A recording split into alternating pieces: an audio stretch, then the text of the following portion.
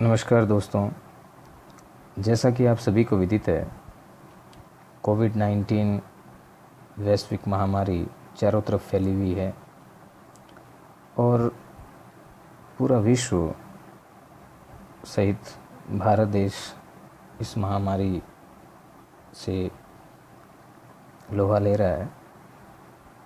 ईश्वर की कृपा, आशीर्वाद से और प्रबुद्ध जनों व ऊर्जावान व्यक्तियों के शुभ आशीष और विश्वास के बलबूते अपन जल्दी ही इस महामारी से बाहर आ जाएंगे और स्वस्थ होंगे। इन्हीं शुभ कामनाओं से अपन आज जिस उद्देश्य के लिए एकत्रित हुए हैं या आपसे रूबरू हुए हैं, उनसे अपन परिचय करवाते हैं। भगवान के आशीर्वाद से मेरे आंतरिक मन में भी प्रेरणा जागृत हुई कि विद्यार्थियों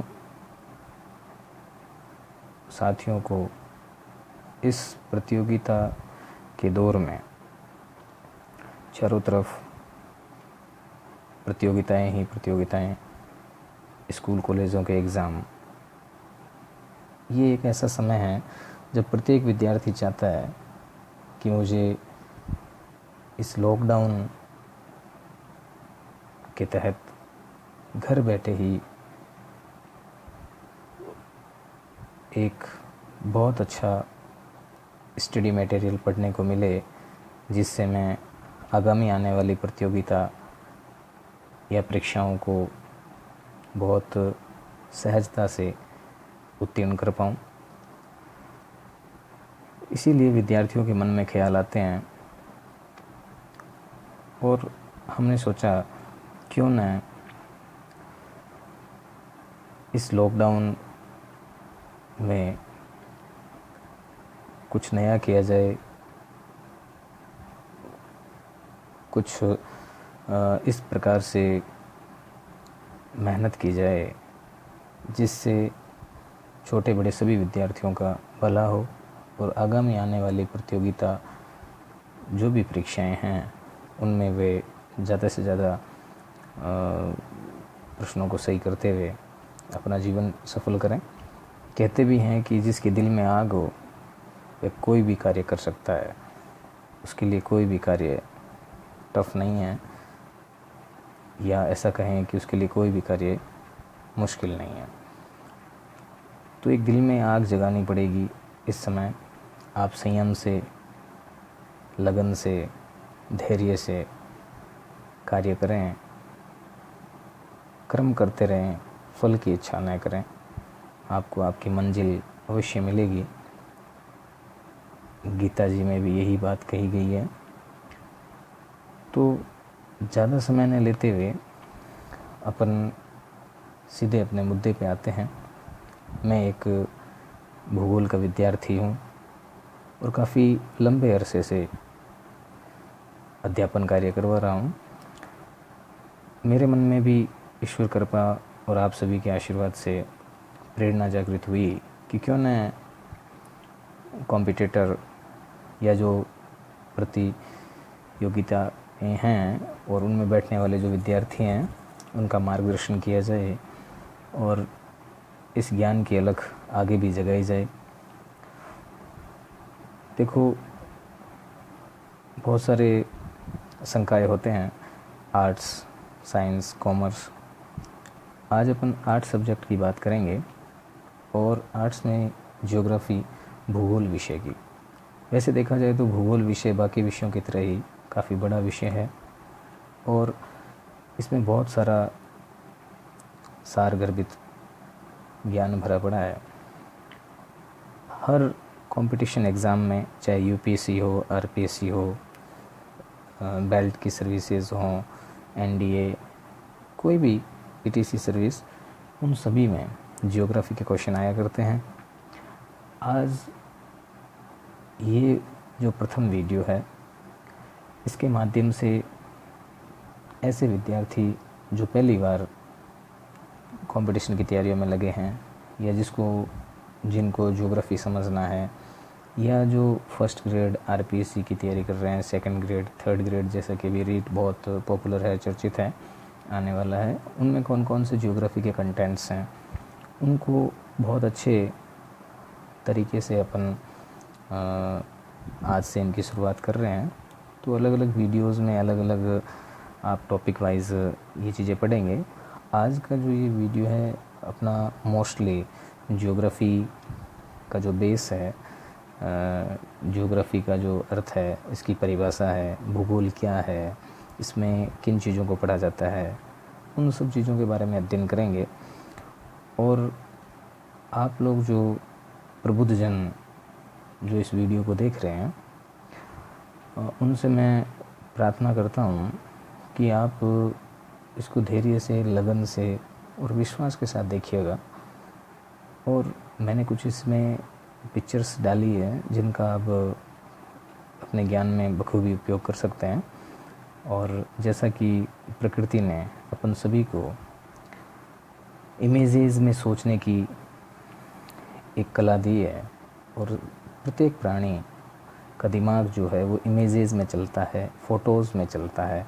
कोई भी चित्र देख के, डायग्राम देख के, मैप देख के अपन ज़्यादा सीख पाते हैं, बल्कि कुछ लाइनों के या पैराग्राफ्स को पढ़कर अपन जितना नहीं सीख पाते, उतना डायग्राम्स को देख के सीखते हैं। और ज्योग्राफी में तो ऐसा कहा जाता है कि सब कुछ डायग्राम ही है, मैप ही हैं, इसलिए अपन उन पिक्चरों का भी काफ़ी सारा लेंगे जो आपके दिमाग में जल्दी से बैठेगी और काफ़ी लंबे समय तक वो इसमें अपन इसको सुजो के रख सकते हैं, जिससे अपन को ज़्यादा याद होगा और अच्छे से रिवीजन हो जाएगा। ज़्यादा समय नहीं लेते हुए अपन सीधे मुद्दे पे आते हैं और चर्चा करते हैं। जैसा मैं पहले भी बता चुका हूँ कि जो प्रतियोगिताएँ हैं या जो प्रतियोगी परीक्षाएँ हैं, इनमें जो विद्यार्थी बैठते हैं और ज्योग्राफी के क्वेश्चन जो आते हैं वो देखने में तो बहुत इजी होते हैं, लेकिन गूढ़ प्रश्न होते हैं, अप्लाइड क्वेश्चन होते हैं।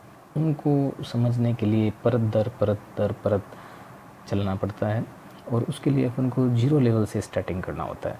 तो चाहे कोई आईएएस की तैयारी कर रहा हो, आरएस की तैयारी कर रहा हो, या आरपीएससी में बहुत सारे जो ग्रेड हैं, first grade, second grade, third grade education line में, मतलब हर प्रकार से जो ज्योग्राफी के क्वेश्चंस बनते हैं वो आपको इन वीडियो के अंतर्गत बहुत अच्छे ढंग से मिलेंगे। और अपन आज इसका जो बेस है इस पर चर्चा करेंगे। तो आओ साथियों, अपन आज का जो मुख्य टॉपिक है उसकी ओर अग्रसर होते हैं। देखिए साथियों, ज्योग्राफी की अगर अपन बात करें तो इसके अंतर्गत देखें, ज्योग्राफी अंग्रेजी भाषा का हिंदी रूपांतरण जिसे अपन भूगोल कहते हैं। जियो का मतलब होता है पृथ्वी, ग्राफी या ग्राफो का मतलब होता है वर्णन। वैसे देखा जाए तो जियोग्राफिया एक प्रकार से ग्रीक भाषा का शब्द है, अंग्रेजी में इसे जियोग्राफी कहते हैं।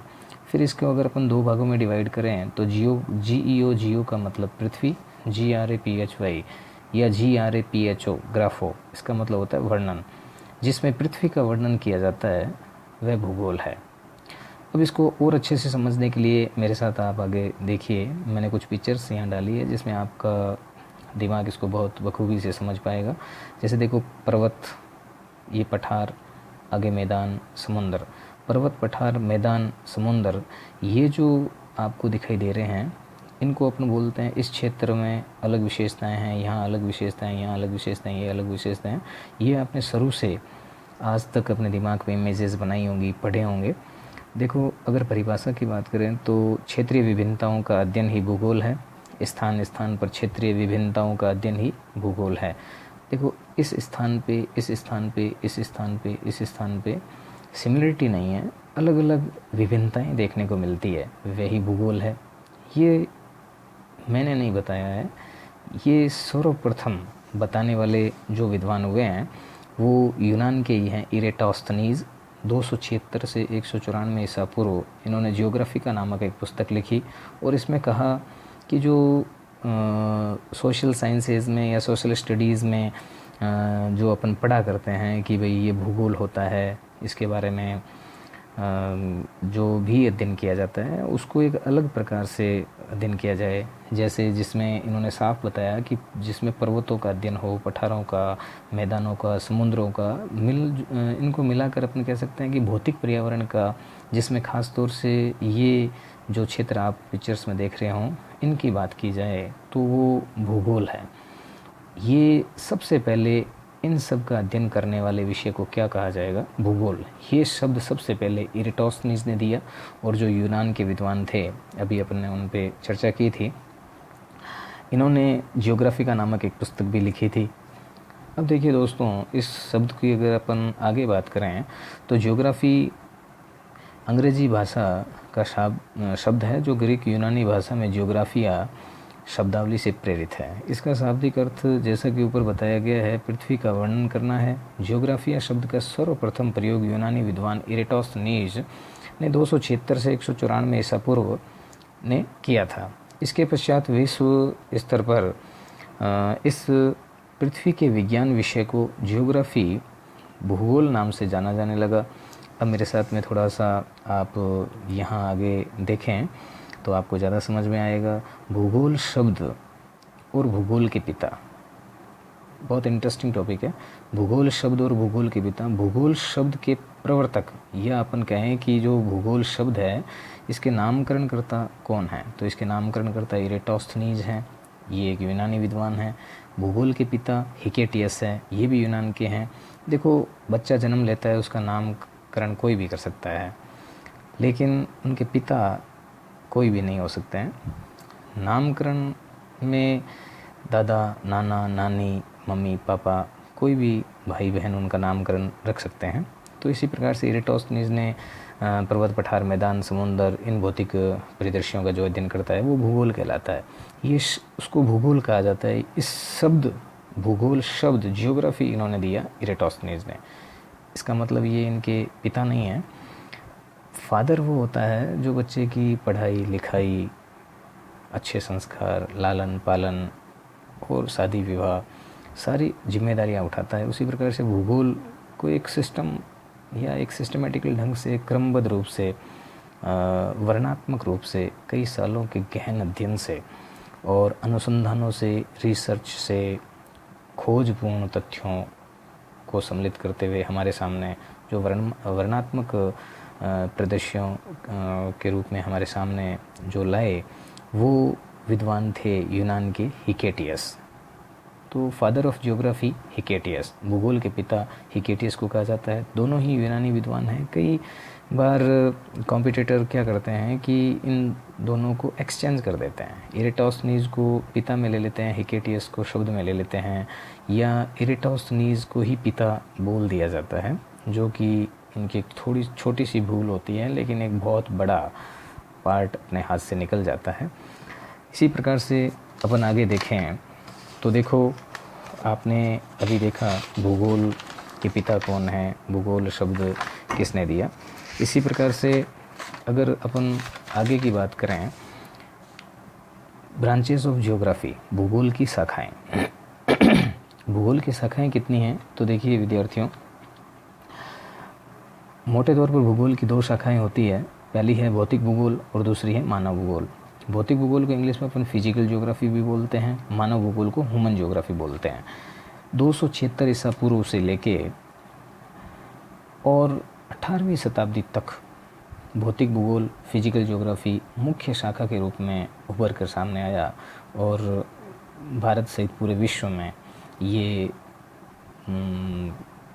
आगे बढ़ा मुख्य शाखा। वैसे देखा जाए तो भारत में 20वीं शताब्दी से ही भूगोल काफ़ी चर्चित विषय रहा है, लेकिन विश्व में जो प्रमुख शाखा के रूप में जानी पहचानी शाखा जो थी वो ब्रांचेस फिजिकल ज्योग्राफी ही थी। और 19वीं शताब्दी से अपन कह सकते हैं कि मानव भूगोल का उदय हुआ, और उसके बाद से इसके अंतर्गत कुछ विचारधाराएं डेवलप हुई। तो फिजिकल ज्योग्राफी और ह्यूमन ज्योग्राफी, ये दो ब्रांचेस ज्योग्राफी की होती है। मुख्य जो पार्ट है, मुख्य जो शाखा है वो भौतिक भूगोल है, और जो दूसरी शाखा है वो अभी नई शाखा भी अपन बोल सकते हैं, जिसे मानव भूगोल कहते हैं। अब देखिए, भौतिक भूगोल में उन सभी तथ्यों का अध्ययन किया जाता है जो प्रकृति से संबंधित होते हैं, और मानव भूगोल में उन तथ्यों का अध्ययन किया जाता है जो स्वयं मानव या उसके इर्द गिर्द परिदृश्य से संबंधित होते हैं। जैसे भौतिक भूगोल की कुछ शाखाएँ 14 होती है, 14, उनके बारे में अपन चर्चा करते हैं। देखिए, भूगणित, भूभौतिकी, खगोलीय भूगोल, भू आकृतिक विज्ञान, जलवायु विज्ञान, समुद्र विज्ञान, जल विज्ञान, हिमनद विज्ञान, मृदा विज्ञान, जैव विज्ञान, चिकित्सा भूगोल, पारिस्थितिकी ऑब्लिक पर्यावरण भूगोल, मानचित्र कला, ये 13 शाखाएं हैं। सॉरी, मैं यहाँ जो 14 बोल रहा हूँ, ये 13 शाखाएं यहाँ रहेगी और 14 ह्यूमन ज्योग्राफी के अंतर्गत आप यहाँ देख सकते हैं। अब देखिए, भौतिक भूगोल में एक बात स्पष्ट है कि मैंने अभी आपको पहले बताया था कि जिसमें प्रकृति का महत्वपूर्ण रोल होता है या भूमिका होती है। देखो, भू, खगोलीय, भू, जल, समुद्र, जल, हिम, मृदा, जैव, चिकित्सा, पारिस्थितिकी, पर्यावरण, मानचित्र, ये जो 13 पार्ट्स हैं, इसकी सब डिविजन्स हैं फिजिकल ज्योग्राफी की, इन सब में प्रकृति का रोल है। दूसरी तरफ अगर अपन देखें तो मानव भूगोल, ह्यूमन ज्योग्राफी, इसमें देखो जैसे आर्थिक भूगोल है, कृषि भूगोल है, संसाधन भूगोल है, औद्योगिक भूगोल है, परिवहन भूगोल है, जनसंख्या भूगोल है, अधिवास भूगोल है, नगरीय और ग्रामीण, जिसे अपन urban geography and rural geography कहते हैं, पॉलिटिकल ज्योग्राफी है, जैसे सैन्य भूगोल है, ऐतिहासिक भूगोल है, सामाजिक भूगोल है, सांस्कृतिक भूगोल है, प्रादेशिक नियोजन है, दूरस्थ संवेदन व GIS है। ये 14 हैं, जैसा कि उपरोक्त समय मैंने अभी आपको बताया। तो ये जो 13 फिजिकल ज्योग्राफी की और 14 जो अपन कहते हैं कि ह्यूमन ज्योग्राफी की सब ब्रांचेज़ हैं, तो टोटल ये 27 ब्रांचेज़ हैं सब। अब इसी में देखो, मानव की जैसे आर्थिक भूगोल है तो पूर्णतः मानव पर डिपेंड करता है, कृषि पूर्णतः मानव पर डिपेंड करती है, संसाधन वे पदार्थ जो मानव की आवश्यकताओं की पूर्ति करते हैं संसाधन कहलाते हैं। औद्योगिक भूगोल, इंडस्ट्रियल ज्योग्राफी, ट्रांसपोर्ट ज्योग्राफी पूर्णतः मानव से रिलेटिव है। जनसंख्या, सेंसस ऑफ 2011, 2001, 1991, इस प्रकार से जो सेंसस होती है तो इनमें बहुत सारी प्रतियोगिताओं में जनसंख्या से क्वेश्चन पूछे जाते हैं। कई बार ऐसे पूछ लिया जाता है कि जनसंख्या भूगोल की किस शाखा के अंतर्गत सम्मिलित किया जाता है, जिसमें ऑप्शन आते हैं जैसे भौतिक भूगोल या मानव भूगोल या भूभौतिकी या संसाधन भूगोल, कुछ भी बोल दिया जाए तो इसमें आंसर होता है मानव भूगोल। तो इस प्रकार से आपने देखा कि भूगोल की जो 2 प्रमुख शाखाएं हैं, उनमें जो भौतिक भूगोल है उसके अंतर्गत 13 और मानव भूगोल की जो शाखाएं हैं उसके अंतर्गत 14 सब डिविजन्स की हुई है या उप शाखाएं हैं। अब इनमें कुछ अपवाद स्वरूप है। फिजिकल ज्योग्राफी में आप देखते हो कि चिकित्सा भूगोल, ये एक टेक्निकल पार्ट था बहुत पहले में, और इसको अपन भौतिक भूगोल के अंतर्गत ही रखते हैं। दूसरी तरफ अगर अपन से बात की जाए कि जैसे 2-3 इसके अंतर्गत भी ऐसे टॉपिक्स हैं, जैसे प्रादेशिक नियोजन है, दूर संवेदन है जिसे रिमोट सेंसिंग कहते हैं, या रीजनल प्लानिंग है, GIS जियोग्राफिकल इंफॉर्मेशन सिस्टम है। ये जो पार्ट हैं ये किसके अंतर्गत सम्मिलित किए जाते हैं, तो आपको पता होना चाहिए किस में सम्मिलित किए जाते हैं, मानव भूगोल में सम्मिलित किए जाते हैं। तो इस प्रकार साथियों आपने देखा कि भूगोल में किन चीज़ों का अध्ययन किया जाता है और भूगोल कैसे पढ़ा जाता है। आगे आप देखिए, भौतिक भूगोल में प्रकृति का महत्वपूर्ण भूमिका होती है, रोल होता है, जबकि मानव भूगोल में स्वयं मानव की महत्वपूर्ण भूमिका रहती है। इसी प्रकार से अब अपन आगे बढ़ते हैं और इसमें परीक्षा की दृष्टि से ध्यान दें कि सभी जो प्रतियोगी परीक्षाओं में उसमें अति महत्वपूर्ण जो कहें कि 15-20 वर्षों से लेके वर्तमान में जो ट्रेंड्स चल रहे हैं, किस प्रकार से प्रतियोगी परीक्षाओं में क्वेश्चंस पूछे जाते हैं। देखो, सेंस वर्धक क्वेश्चन ही पूछा जाता है और जो सिलेक्टर होते हैं उनको यही कहा जाता है कि भी सेंस निकले कुछ प्रश्नों का और विद्यार्थियों को पढ़ें तो ऐसा लगे कोई ज्ञानवर्धक चीज़ें पढ़ें। पहले वाली चीज़ें मॉडल्स पेपर देख के, पिछले सालों के पेपर देख के वो आगे के पेपर इस प्रकार से बनाते हैं जिससे कि कुछ विद्यार्थी का ज्ञान बढ़े, उसका IQ लेवल अच्छा हो और उस विषय के सार को वो जान पाए। तो देखिए, भौतिक भूगोल का जनक कौन है? भूगोल का तो आपने पढ़ा, हिकेटियस है। भौतिक भूगोल के जनक कौन है? जो उनकी मुख्य शाखा है, तो इनके जनक है पोसिडोनियस। मानव भूगोल के पिता कौन है? फ्रेडरिक रेडजेल है। एंथ्रोपोजियोग्राफी बहुत बड़ा ग्रंथ किसने लिखा? फ्रेडरिक जेल ने लिखा, जो जर्मन के थे। सांस्कृतिक भूगोल का जनक कौन है? कार्ल ऑटविन सावर। भूगणितीय भूगोल के संस्थापक कौन है? Thales annexe Mendel. और आगे देखो, क्षेत्रीय भूगोल का जनक कार्ल रिटर। विश्व ग्लोब का निर्माता मार्टिन बेहम। भारत का प्रथम मानचित्र बनाया एनविले 1752 में। और अगला एक प्रश्न देखो, विश्व मानचित्र पर सर्वप्रथम भारत को दर्शाया क्लाडियस टॉलमी। इन्होंने एक पुस्तक और लिखी, एनालेमा। इसी प्रकार से मैं एक दो पॉइंट्स आपके सामने और रखता हूँ। जेस पीरियोडस बहुत बड़ा ग्रंथ है भूगोल में, और ये बहुत चर्चित इसलिए रहता है कि इसको लिखने वाले भूगोल के पिता ही हैं, हिकेटियस। इन्होंने जेस पीरियोडस लिखा। तो जेस पीरियोडस किसने लिखा? कि हिकेटियस ने लिखा। इस प्रकार से साथियों, ये प्रथम वीडियो, इसमें अपन ने आज जो अपना मुख्य बिंदु था कि भूगोल को समझना, जियोग्राफी का अर्थ क्या है, जियोग्राफी की परिभाषाएं क्या हो सकती है, इनका शब्द किसने दिया, इनके पिता कौन हैं, शाखाएं कितने प्रकार की होती है, और उसमें भी जो अपन ने 13 और 14 शाखाएं पढ़ी भौतिक भूगोल और मानव भूगोल की, उसमें भी अपन ने देखा कि किस प्रकार से कौन सी शाखा किस में है। बहुत सारे क्वेश्चन बन सकते हैं, कुछ परीक्षा की दृष्टि से प्रश्न भी अपन ने देखे। तो मैं आपसे अपेक्षा करता हूँ कि आपको वीडियो अच्छा लगा होगा। आप इसको ज़्यादा से ज़्यादा शेयर भी करें और सब्सक्राइब करें, और आप इसको लाइक करें। अब ऐसा करने से जो वीडियो बनाता है उसको प्रेरणा मिलती है, प्रोत्साहन मिलता है, और वो उसको आगे बढ़ाता है, और एक अच्छी उत्साह से, एक अच्छी लगन से फिर वो आपसे रूबरू होता है। तो ये प्रथम वीडियो में बहुत सारी चीज़ें समझाइश के तौर पर इसमें दी गई, बताया गया, और थोड़ा सा ये लंबा पार्ट हो रहा है, लेकिन ये जो स्टार्टिंग थी इसके अंदर बहुत सारी चीज़ें ऐसी हैं। ज्योग्राफी ऐसे बहुत लंबा विषय है, बहुत बाकी विषयों की तरह सार गर्भित है। तो इसको बहुत सारी बुकों से, गुरुओं की तरफ से जो मिला हुआ ज्ञान है, वर्तमान परिप्रेक्ष्य में किस प्रकार से अपना भूगोल बढ़ रहा है, इन सब को सम्मिलित करते हुए आगामी जो प्रतियोगी परीक्षाएं हैं उनको ध्यान में रखते हुए पाठ्यक्रम अनुसार आपको टॉपिक करवाए जाएंगे।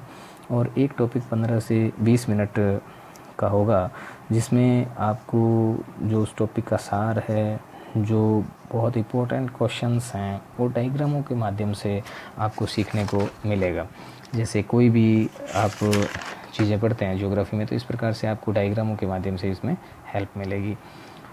और आप घर में रहिए, सुरक्षित रहिए, और मन लगा के अपने कर्म पर ध्यान दीजिए। भगवान आपको सभी को सफल करेगा। इन्हीं मनोकामनाओं के साथ धन्यवाद। जय भारत, जय हिंद।